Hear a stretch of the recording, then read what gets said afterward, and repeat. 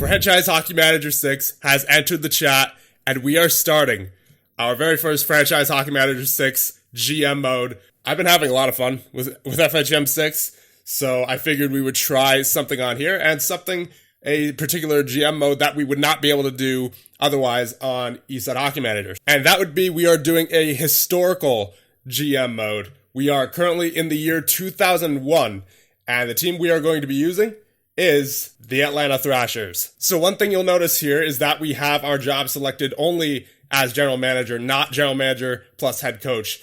The reason for this is because I want to try to just focus on building the best team possible and let the coach take over. And then another reason for this is because when you are the head coach, your coaching attributes aren't exactly the greatest to start out. They start out, I believe, around all 7s. If you start out with the balanced coach template, which is what is currently set here, and that's really not great. So we're going to let a head coach that we hire in the game take over the team and try to get the best results possible. Because I do notice that whenever I am the head coach with these kind of ratings, I don't really get a good simulation even if I have a good team. So that is the reason for that. And as for the GM ratings, we're going to leave those as balanced as well. We will be able to increase those points as we go along in the GM mode. And one important thing to note about this historical GM mode is that the Winnipeg Jets will actually come into play on July 1st, 2011. So my goal for this GM mode, we are going to attempt to win the Stanley Cup with the Atlanta Thrashers before they become the Winnipeg Jets. And if we can do that, then we will prevent the league from changing them to the Winnipeg Jets. But if not, then they become the Winnipeg Jets, and the series is over. So here we are on July 1st, 2001. Welcome to Atlanta. Congratulations, you're the new general manager of the Atlanta Thrashers. You are on board with a 2-year contract, making $245,000 per year. The owner is Aaron Michelle for the upcoming season, and the following goal is to rebuild. So we have been giving a $36 million budget effectively to work with. Now keep in mind, in this day and age, there is no salary cap. However, that doesn't mean that winning in this era is going to be easy, particularly for the Atlanta Thrashers, because when you see the roster, when we get to it, it's really not the greatest. So as we take a look at the historical notes, there's no league changes, no team changes, no draft changes, none of that. But notable new players, David Backus, Jay Bouwmeester. These are guys that are all coming up in the draft. There is Trevor Daley, Valtteri Filppula, Mark Giordano, Dan Girardi, Marcel Gotch, Alice Hemsky, Jimmy Howard, Yuri Hudler, Duncan Keith, Kari Lettinen, Rick Nash, Antoniemi, Alexander Semin, Fedor Tutin, Thomas Vanek, Cam Ward, James Wisniewski, and Yanni Pitkinen. So with that being said, let's take a look at the Thrashers roster. So let's sort by ability here. Yeah, really not the greatest. Our best player currently is Ray Ferraro, 36 years of age, who has a 3-star ability. Now, just a quick explanation on all the star abilities and such. The half-star means they're really not good at all. Like, they're not even good enough to be playing in the AHL. 1-star players means they're probably AHL caliber. They could be NHL replacement players, but ideally not NHL players. 1.5-star means that they could be NHL ready, and most likely will be soon, presuming they have the potential. And the 2-star are everyday NHL level players. So these are all players that we want to keep on our roster. 2.5-star, those are effectively, I would say, second or third liners. And anyone who's really 3 stars or above is someone you want to have in your top 6 forward lines or top 4 defensemen. So Ray Ferraro, really the only solidified top 6 forward on our roster. But we do have Domonicelli, who is 2.5-star ability. Then you also have Ilya Kovalchuk, who is currently 18 years of age in this file. So we have a very young Ilya Kovalchuk to deal with. And he's currently at a 2.5-star rating, so he's more than likely going to be on our first line. He also has a 3.5-star potential. We have Tremblay. We have Danny Heatley as well with the 4-star potential. He's only 20 years of age, so definitely 2 guys who are going to be staying on our roster, hopefully for the entirety of this GM mode. Now let's take a look at potential. You got Heatley and Kovalchuk, obviously. Ferraro, he's obviously not going to have that potential for too much longer since he's 36 years of age. There's Derek McKenzie, who's 20 years of age, only 1-star ability, but 2.5-star potential. There's also Domonicelli, Potier, Caberlet, Tremblay, Stefan, who is currently 20 years of age as well, but only has the 2-star potential, so he's not going to be growing too much more. So as you can see, the owners are justified in wanting to rebuild, so I think that's exactly what we're going to be doing. And before we get on with any simulation, let's check out our staff. So our head coach is Trevor LaFrance. Don't like that. That is not a good head coach at all. So we are going to fire him right now. Release. The owner does not feel like there's any reason to fire Trevor LaFrance. That's just great. So we're going to have to approach a free agent, I suppose. And what we want is someone with the best possible ratings in every category. So let's say Pat Burns, possibly. He's got the low coaching goaltenders, but good, at least good in everything else, like coaching defense, coaching offense. Very good for defensive skills and offensive skills, good for physical training, and then excellent for coaching prospects. So actually, he might be someone who we consider.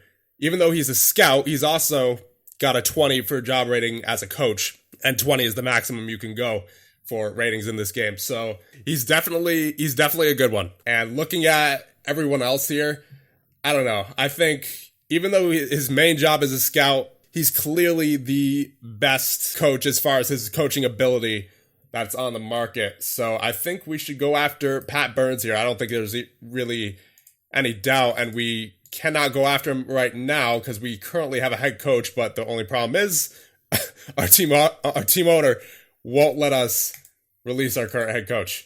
So that's great. So I do like our goalie coach, though, Garrett Strobel. He's got very good for coaching goalies and very good for coaching prospects. Those are the only attributes that he needs to be an effective goalie coach, so we're going to keep him on board. Simon Laroque, he's got average for coaching defenders, good for coaching prospects, and above average for defensive and offensive training. He's not bad, but he's not good either. I'd prefer someone else. And for offensive coach, you have coaching forwards for Evan Hunker as very good, low for coaching prospects and offensive training, and average for defensive training. So I like his coaching forwards attribute, but nothing else. So I think we're going to release him. And Phil Timpf, our skill coach, he is average for physical training and very good for coaching prospects. So he could be better, could be worse. And Robert Ryan is our trainer skill low. Definitely going to release him. So we may as well do that right now. And we'll also release Evan Hunker from his coaching position. So we know that we need at least an offensive coach and a trainer. So we'll go look for those right now. So there's Eddie Palchak. He has a great physio rating and a trainer skill of 17. But I would prefer someone a bit younger than 61 just so that they're here for the long term. And that would be Larry Ashley. He's 48 years of age with a 20 trainer rating and a trainer skill of 16. So he's basically around the same skill level as Eddie Palchak is. So we'll be hiring him as our trainer for 3 seasons. There you go. He is on board. Trainer skill very good. So that's much better than the other guy that we had. And now we need to find an offensive coach. So for an offensive coach, we're not looking at these 2 categories over here, coaching goaltenders and coaching defense, because that doesn't matter for an offensive coach. The only things that matter are coaching forwards, coaching prospects, offensive and defensive training. So we're focusing on these 4 categories right here, from coaching offense through offensive skills. So we're really looking for anything that says good or above. No one who's average or low or very poor or whatever. We're looking for someone who can be a good fit long term. And I was looking down the list here, and it's not going to be Pat Burns. We're hiring him as a coach. I want him as our head coach. So who we're going to be going after as our offensive coach is Curtis Kirikou. I'm not entirely sure how to pronounce that, but his coaching offense is very good. He has a good rating for coaching prospects and defensive skills, and great for offensive skills. So he should be a pretty good offensive coach. Hire him as an assistant coach for 3 years for $150K. So there you go. That looks much better than before. So hopefully our offensive players get some better development with him on board. Now I do want to replace Simon Laroque. So I think we're going to take a look for some defensive coaches as well. I think I found someone pretty good here for that role. That would be Tyler Morasti. He's got a very good rating for coaching defense, and coaching prospects good, so it could be better. But I think it gets better as the years go by. So that should become a better rating. And his defensive skills coaching, very good. And he's also good with offensive skills. So he should be someone pretty good to hire on as our defensive coach. We'll sign him for 3 seasons at $100K. We will also let go of Simon Laroque. And there you go. Morasti is now in as our defensive coach. And that looks better to me. So we're keeping our goaltender coach. Just hired our defensive and offensive coach. Just hired a trainer. And our skills coach could be better. So we're going to take a look around for a skills coach as well. And I think I found the perfect guy for that. That would be Brad Ranson. He's got a great for coaching prospects and a great for physical training. Those are the only 2 attributes that a physical trainer, a skills coach, I should say, need in this game. So we will go for 3 seasons, $68,500 for him. And as a result, we will be releasing Phil Timpf as an assistant coach, and we will get Brad Ranson in his spot. So there you go. Our staffers are almost pretty much set, except for our head coach, who for some reason is signed through 2006. That's brutal. I don't want him through 2006. That's wow. Maybe I should have started as the head coach and then just hired a head coach from there. Yeah, that would have been the smart idea, I suppose. But let's just can we try one more time for can we try one more time for Pat Burns? No, okay. Can we please? No. Well, that's unfortunate, but other than that, we are pretty much set to go staff wise. We already have a scouting team, but scouting doesn't really have much an effect in these historical GM modes, considering there is only one league, the National Hockey League, and there's the minor leagues. It's not even called the AHL, just the minor leagues. There's really nothing to scout. And the scouts, they just get it done automatically on their own. So we might be able to use some better scouts, but there's really nothing to worry about with them for the most part. And as mentioned, there is no salary cap currently. There will become a salary cap after the season that would have been a lockout, but actually, interestingly enough, the season that would have been a lockout in real life, or that was a lockout in real life, I suppose, will not be a lockout. So we get an extra season worth of hockey. So basically, we're just working off of a budget, and we have currently almost $20 million available for free agents. But as we take a look at the free agent list, there's really not a whole lot available. There's Peltonen, there's Schaefer, there's Zidlitsky, but I don't know. No one who's really going to help us for right now, you know?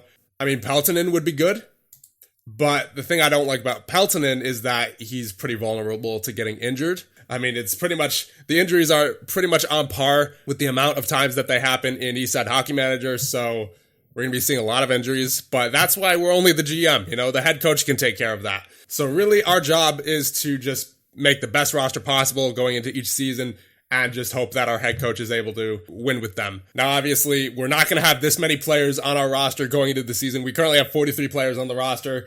The extra players are all to fill out the minor leagues. So all these half-star players will not be here on the roster for the start of the season. But nonetheless, this is our roster, and it is, as I said, and as you can see, not very good. At least when you compare it to other teams, such as, let's take a look at, Boston. Joe Thornton with the 4.5-star ability. That is a superstar in this game. And let's take a look at Buffalo. Yeah, even Buffalo has a better roster there. Let's take a look at Calgary. Yeah, they have, again, led with a 5-star rating. That's incredible. And Ron Francis as well. Yeah, I mean, we're clearly one of the weaker teams in the league here. Colorado. Wow. Patrick Watt, Joe Sakic, Peter Forsberg, Rob Blake. Man, those guys are stacked.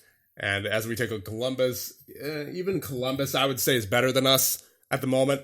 And Dallas, the Dallas is really good. Detroit, wow. I forgot how good Detroit was in this game, too. Yeah, Colorado and Detroit, they're going to be the powerhouses for the first couple of years. But nonetheless, we're kind of in rebuild mode. And one thing I'm going to do before we get started with the simulation, and this is why I'm on July 1st, so we could edit the league rules a little bit, I'm going to change the injury reserve counter to 7, so that the guys are only on the injury reserve for a minimum of 7 days instead of 14, because 14 is kind of ridiculous, especially for the minor injuries. So we're going to save that, and we're going to have to go back and do that every season until that rule changes. But nonetheless, that is the only change that we're going to make. as of right now anyway. And there we go. We are now in preseason, September 19th. Let's take a look at the training camp development report. So here, you're going to see all the development that happened throughout training camp. And really, we're not concerned about too many guys on this team other than Kovalchuk and Heatley, really. Those are the only guys who we're really concerned with. And then I guess Farrar to a degree. So actually, it appears that Heatley, his potential actually went up to 4.5 stars. So definitely, we have a bright future here with Heatley and Kovalchuk, but we're gonna need to get more for sure. But that being said, I think we're gonna end things off here. I want to know what you guys think. And in the next one, we're gonna try to get through the whole season because you can go a long way in this game in a very short amount of time, and that's probably one of the main reasons why I decided to switch over from ESET Hockey Manager is because you could get through an entire season in this game in probably a half hour, maybe less. So we are going to, once again, try to get through the whole season in the next one. But for right now, that'll just about do it. So let me know what you guys think, and I'll see you guys in the next one.